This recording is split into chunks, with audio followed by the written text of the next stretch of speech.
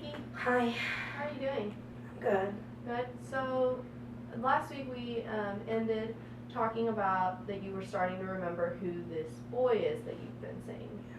And I had asked you to keep a journal of how often you were feeling that presence near you and overwhelming fear. How many times or how often were you writing in that this week? Actually, 0. Oh, okay. I haven't seen him a single time, and really, I don't feel that intense fear. I mean, last week when we realized who he was, I feel like that changed everything. Okay. In what way? I just remember. Okay, so you've been having a lot more memories? I've been thinking about it a lot. What have you been thinking about with him? I mean, I can't explain to you last week when we hit on who this person was. It's like everything came flooding back. And I've been lying in bed a lot, and I can form a pretty clear picture now of who this boy was. Can you tell me about that picture?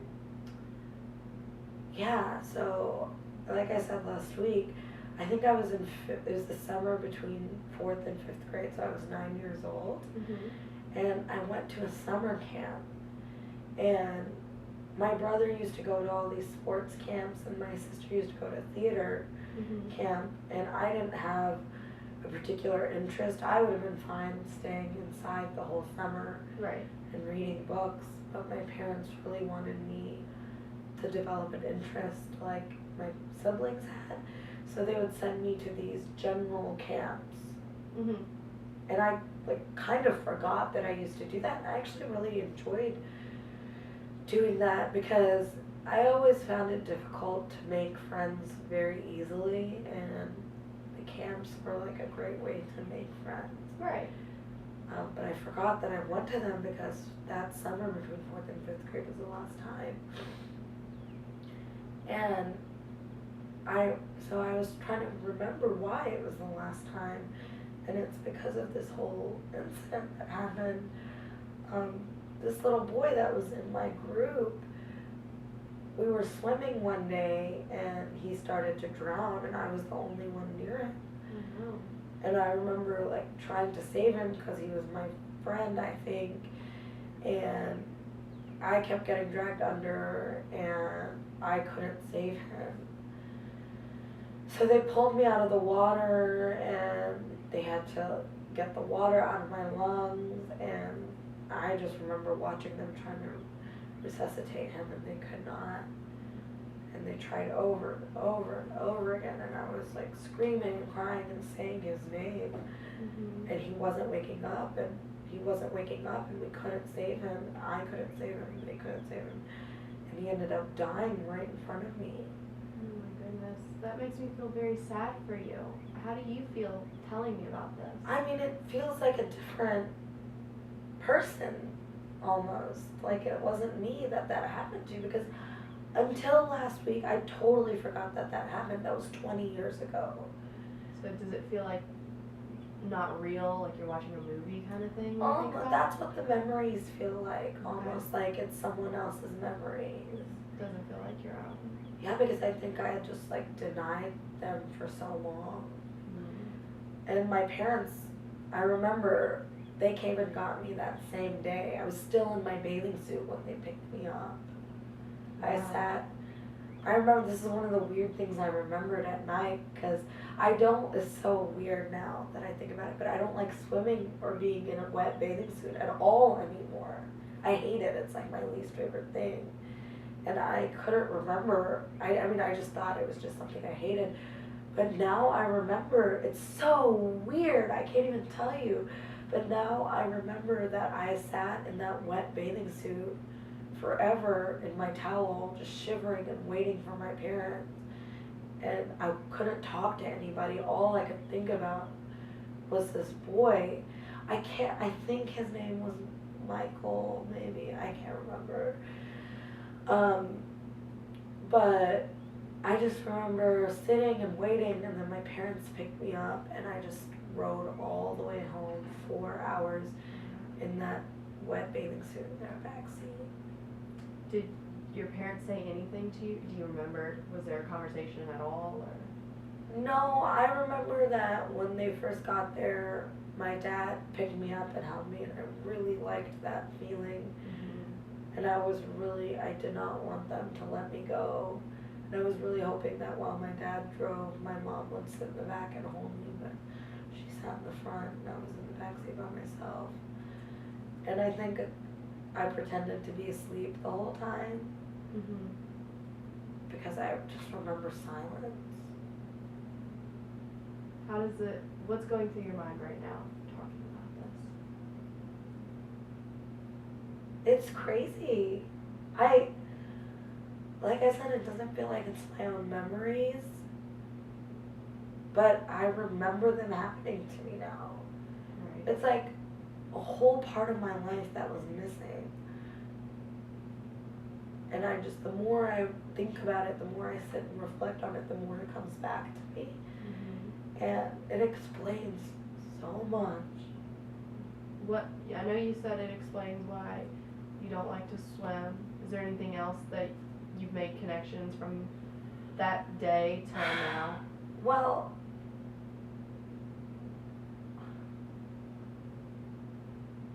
I'm not sure if this has anything to do with it. Maybe you can help me. I feel like my parents tried really hard to make me forget on purpose. I think they thought I was too young to confront death, and that's why it was so hard for me to deal with all those deaths that happened all of a sudden, maybe. So do you think your parents were wanting you to forget because they were trying to protect you?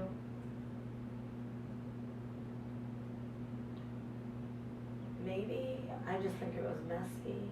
Right. Do you think your parents do you think they were like traumatized from this event themselves? Knowing that you were pulled under as well? I've never thought of it like that at all. Oh, I mean, granted, I've only been thinking about it for a week. Right. And if I'm being honest, I've been really angry with them this past week. Okay. It's like I've been kind of not openly angry, but my whole life I felt something towards them that's prevented me from getting close to them. It all maybe resentment, I don't know, but it was inexplicable before. It didn't make sense. But just this past week I've been so angry at them. I feel like they took away a huge part of my life. Literally made me forget it. And now I'm remembering all this stuff. And I just feel like they did this to me. But now that you say it that way, they were. I mean, they had a child that I just I didn't think of it that way. So to me, when you talk about how you feel, it sounds like you feel you were cheated out of part of your childhood. Does that sound correct to you? Yeah, I do. Okay. I haven't had very much time to think about this from a bunch of different aspects. It's mostly just been amazement that a huge chunk of my childhood was missing. And I do blame my parents for that. I think that they should have explained to me what death meant, what happened to him when he drowned. And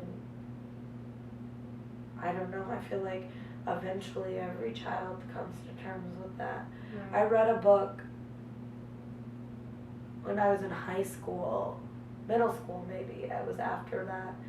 And I remember for about 3 weeks after I read the book, I couldn't sleep. Tuck Everlasting. Oh, yeah. And because it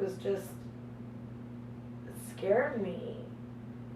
But I think that was something that my parents should have talked to me about. Do you think it was more trying to protect you or trying to avoid it? Because when you talk, it sounds like protection, but then out of your anger, it sounds like you feel like they were just avoiding the conversation.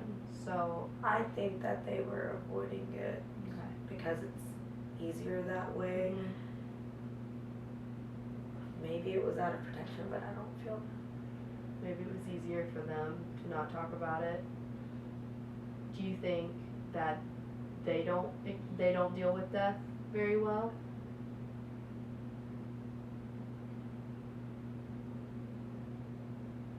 maybe not. No, like I said, no one near to us has died during my lifetime. My dad's dad died before I was born.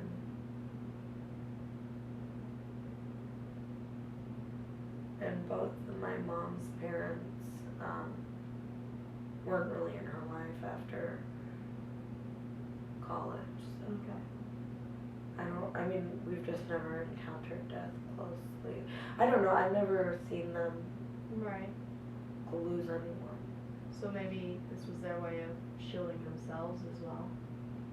Maybe. I mean, you're making me think about a lot of things I haven't Yeah. considered before. I wonder, was there, other than you said you felt some kind of tension between you and your parents after this, was there a big shift in your relationship now that you're thinking about it from before this event occurred until after? I think, they didn't make me go back to summer camp. Mm-hmm. I think this is when they allowed me to retreat within myself, Mm-hmm. which also makes me so mad at them. They just let me. Yeah. They stopped making me try to do activities or make friends. I think this is when I really started spending more time in my room, or even like when friends came over, we would just, it's so like, I mean, I know most people when they have friends, they like do stuff, but I found friends that were like me, that kind of, we would just go to the library. This may sound weird, but I would just go with my best friend in middle and high school. She and I would just go to the library and sit at the same table and read books and not talk at all. That was your common interest. And no one ever told me that was weird, even though I felt like it was sometimes. My parents never tried to make me. And my whole life I just felt, well, they have the jock and the brother and the theatrical other daughter, so they didn't need me for anything. So they just let me be with myself all the time. I wonder if they were afraid to bring it, to get close to you, in that maybe this would have come back up a lot sooner. Do you think that could be a possibility? Yeah. Is there any memory or emotion that you can remember that was ever shown that maybe they were kind of doing this distancing from you on purpose? Like I mentioned Tuck Everlasting. Mhm. Have you read it before? I did a while ago, but you might have to refresh my memory. Okay, well, it's about this family that drinks from a spring that gives them eternal life. Okay. And they live forever. And this girl meets the boy and they fall in love, and they talk a lot about what it means to live forever and what it means to die. And the girl's so afraid to die. And I related to her really strongly. I just felt I've never felt such intense emotion reading a book. I don't know if you've ever read something where you just like feel this really intense emotion. But, and so I was, I think in 7th grade, I think it's like kind of a middle school book to read. And I remember asking my mom, and I'd never done this before, I never approached my parents, that sounds bad, but on purpose, like, Right. If they talk to me, then I'd talk to them. It's not like I didn't want to talk to them, but I just never had anything to talk to them about. But after I read that book, I approached her. I felt this really strong need to talk to my mom. And again, I did not remember this until I started thinking about all this. But Tuck Everlasting came back up. I approached my mom. I remember knocking on her bedroom door, and she was sitting in her room filing her nails and doing her nails. I just remember because I always like wanted to do that with her. Right. She was doing her nails, and I asked her if she had ever read Tuck Everlasting, and she just kept filing, and she was like, no, tell me what it's about. Which I was so excited about. They never asked me what books I'm reading her about. And so I told her, and she was like, I don't want you reading that kind of stuff. And she took the book from me. And so I mean, obviously I thought about the book a lot. I didn't sleep for a really long time. Right. And there were so many times where I wanted to go back and read it again, but she took the book from me and I couldn't. And I wasn't old enough to drive, so I couldn't go get another copy of it. Right. I don't know, I probably could have gotten it from the school library or something, but I didn't think about that. What kind of emotion were you feeling when she took that book from you? I was really confused. There were so many questions that I had, and I just got shut down immediately. It's like every fear that I had about talking to my parents about anything, just that sums it up, you know. So I see a lot of connection between how you felt that day to how you're feeling today, realizing there's this whole chunk of your childhood that they knew about, and they, whether on purpose or not, kept you from knowing. Do you feel the same that you did back then, do you think? I don't think back then I was angry. Right. So I think I was just a kid, and I just assumed my parents knew best. Okay. And I think that, you know, maybe them pushing before this happened, pushing me to like make friends and do summer camp. I was nervous to do it, but I didn't hate it, and I actually had a lot of fun at summer camp. And sometimes, I don't know, you'd be able to tell me if this is true or not, but sometimes it's good for people to go out of their comfort zone. Yeah, it makes you see a different way of life and perspective. So I think that's what they were doing before, but then after, I just retreated more and more into books, and now I kind of wish that they had continued to push me, because I think that maybe that would have helped me have a stable relationship, a boyfriend maybe, or closer friends, maybe a better relationship. Like, I didn't ever feel alone before. I thought that I'm just an introvert. But I find it really easy to talk to you, and that makes me think that maybe it would be nice to have people in my life that I can talk to. Well, I'm really glad that you feel safe talking to me and that we're able to process these things, because it doesn't seem like you were able to process them on your own, or even. I mean, it took us, like 6 weeks to figure out that even happened. Right. I don't know if I ever would have remembered. And that makes me, again, I'm just so mad at my parents, because if we had never figured it out, they would have never told me. I don't know. Yeah, I don't know. I mean, I don't know if we'd ever get that answer from them, but I wonder if they were trying to protect you, because it does seem like with your dad picking you up and holding you and getting you out of that situation immediately, that maybe they just thought that was the best way, and the best way to let you just do your thing and be alone. So we've been talking a lot about your feelings towards your parents, about not knowing why they stopped you from remembering, or was it on purpose or not, out of protection or not. So I'm wondering if we can do an activity. It's called Two Chair, and it might feel really weird, and I understand that, but basically what would happen would be when you're sitting on the couch, you're talking as if you're yourself, and we are going to pretend that your parents are sitting in the empty chair, and you talk to them about what you can say whatever you want, about why, and maybe ask them why, or you know, if you have questions about that day, or you can say, or however you feel and want to say. But then we're going to switch, and when you're sitting over there, I want you to respond how you think they would respond in that moment. And I'm just curious to see what you think a conversation would look like. Do you think you'd be willing to do that?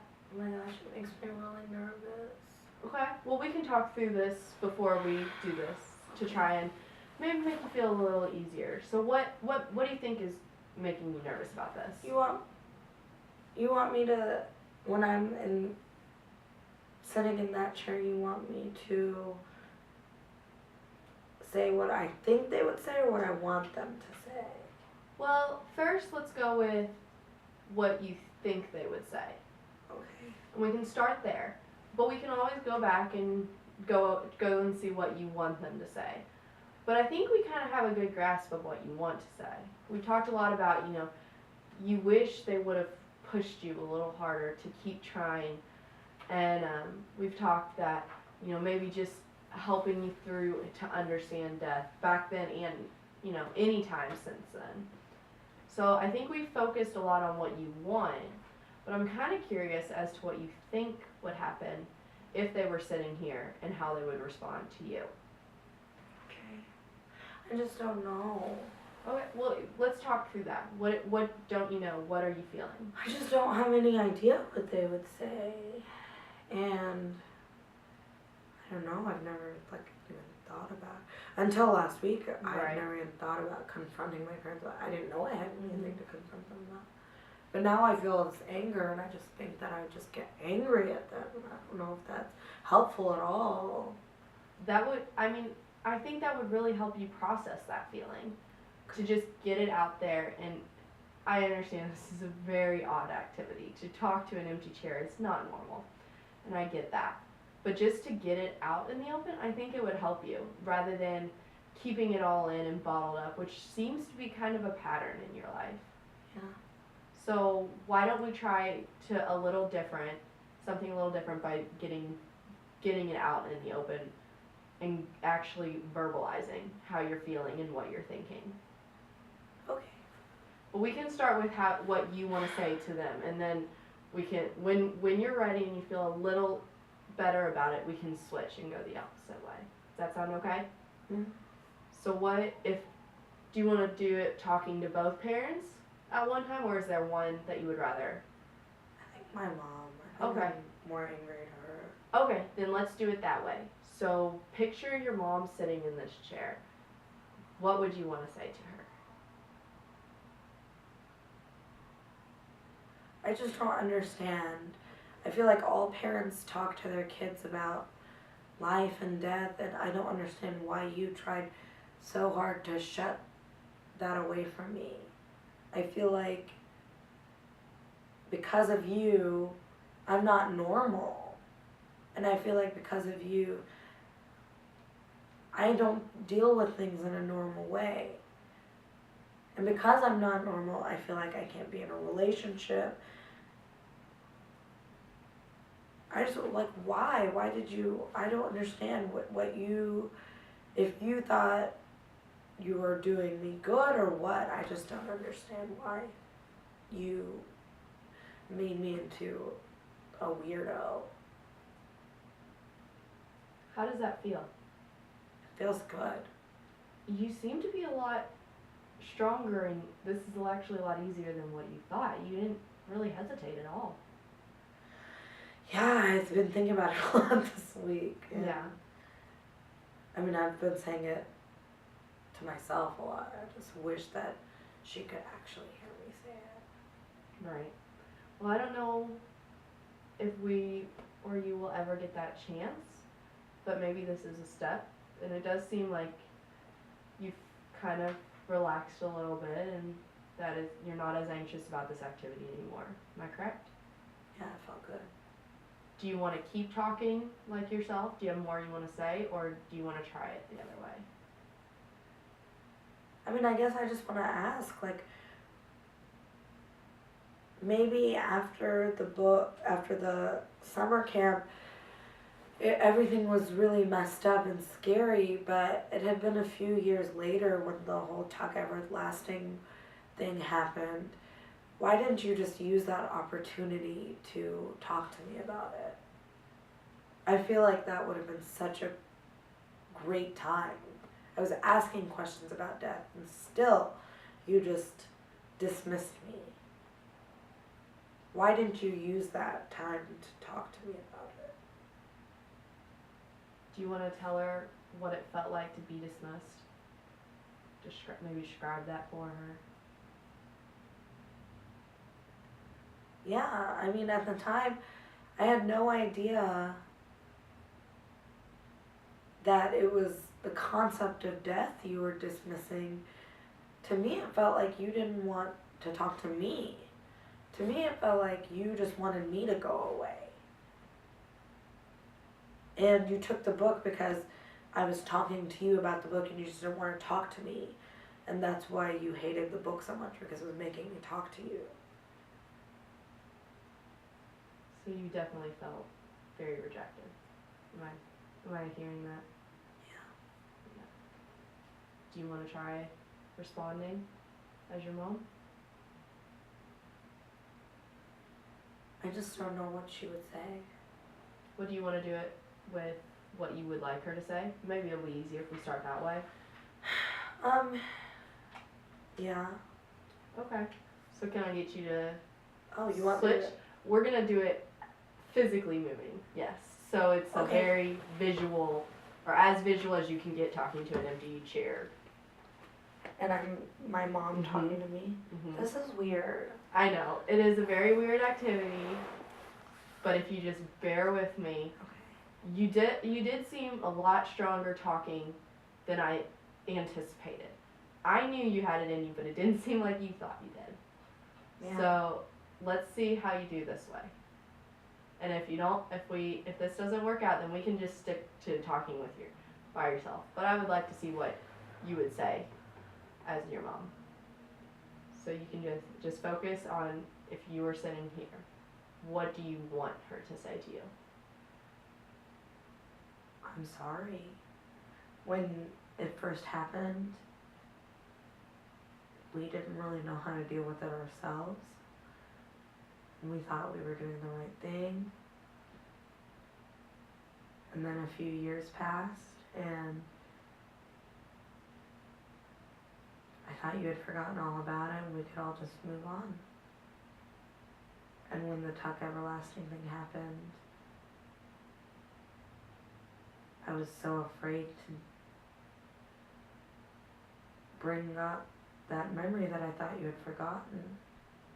I wasn't trying to take away anything from you. I just wanted to protect you. What's going through your mind? If you heard that from her, how does that make you feel? I just want it to be true. Do you think it is? I don't. Probably if I was a parent. Okay. I mean, I don't have any kids, obviously, but I maybe can understand that feeling of wanting to keep your kids safe. But I think it's selfish still. Right. I think sometimes, ironic that I'm saying this, sometimes you have to do stuff that makes you uncomfortable Yeah. for the best of the people around you. Mm. it seems that you're starting to think, leaning more towards they were trying to protect you. I just don't see why else they would do it. You don't think it was out of purely selfish reasons? I mean, sure, it was the easier route, Right. but I don't think that's the. I mean, I can't imagine two grown adults that have 3 children would function Mhm. strictly from like easy. Like, why would they even have kids if they just Right. wanted everything to be easy? Seems like the anger has lessened a little bit. Right now, I mean, In this moment, it's lessened. yeah. On a scale of 0 to 10, where's your anger right now? 6, maybe 5. It was a lot more before, Yeah. just like 10 minutes ago. So, is there anything else you would like to say, or you think that your mom might say to you, or I just want her to tell me that she loves me for who I am. And that she wishes she had done something differently, because I wish they had done things differently, and I don't want them to regret it, but kind of I do. Want Yeah. them to regret it. would you want to try talking to your dad, or do you think I- dad's not? I'm not. You're not there yet? Nowhere ready. Okay. I just don't have enough. Maybe if I think about it, I can come Mhm. up with something, a memory related to my dad, but my dad has always just been a silent figure in my life. Seems like the strongest memory you have of him now is him picking you up. Yeah, and that was a completely silent exchange. Right. If you want to move back to this, to your seat, that's fine.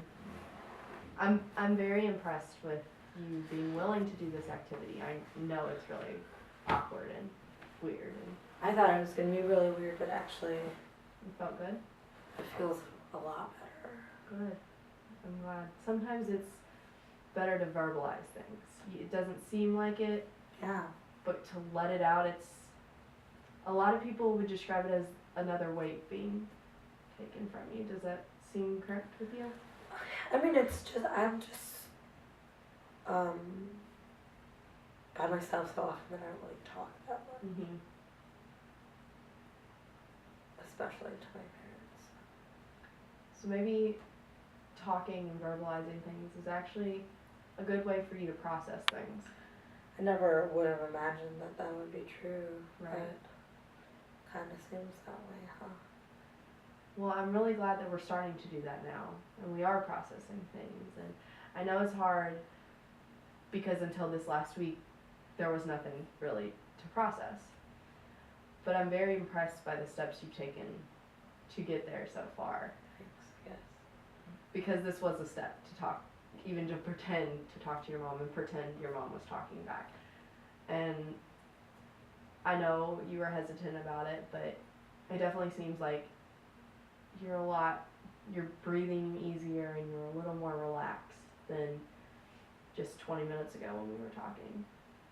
So maybe over the next week, if you can write down, instead of writing down when you're scared, because we seem to have moved kind of past that feeling. I can't believe I'm saying this, but yeah. And that's really good. But now that we've kind of moved to an anger feeling, I'd like you to write down when you feel angry, and directly if it's related to one of your parents, which one and why. And maybe then we can do this activity again with maybe again with your mom, or even if you're starting to remember things or process things with your dad in the next week or so, we can try it with your dad and see maybe then if we can get to something else. Okay. How does that sound to you? Sounds good. Okay. How are you feeling now? Are you feeling okay? Oh, actually a lot better than when I came in. Good. I'm still mad at them, Right. mad at myself. I'm really confused, but compared to what it was when I came in, I'm just looking forward to moving forward. Yes. And the one other thing I would like you to do with your journal is maybe try to get out a little more. Now that you don't feel so sad or scared, go out. Just, even if it's just walking a little ways away from your house and coming back. Just write down, tell me how that feels to get out. Because I know that's been a big issue with you in the last 6 weeks of not even being able to get out of your house. Okay. So just as comfortable as it is, even if it's just starting with stepping outside your door, if that's as far as you can get, that's fine.